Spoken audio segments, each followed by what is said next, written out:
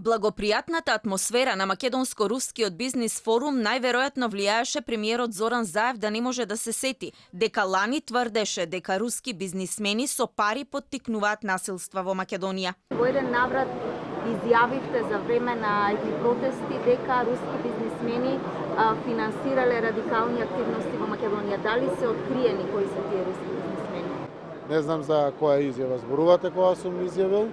Колку за подсетување, премиерот во интервју за еден од највлијателните портали во САД, BuzzFeed, лани изјави дека грчки бизнисмени, што и се наклонети на руската кауза, им платиле на македонци суми во износ од 13.000 до 21.000 долари за извршување акти на насилство пред клучниот референдум.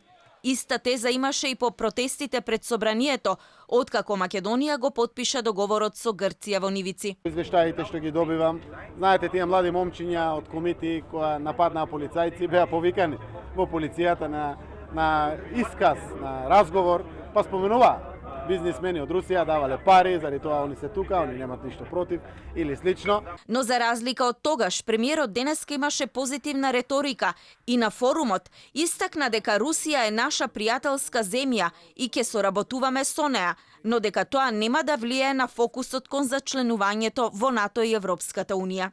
Рускиот заменик министер за индустријски и трговски развој Алексеј Груздев на форумот порача дека интензивирањето на македонско-руската соработка зависи од владата на Заев.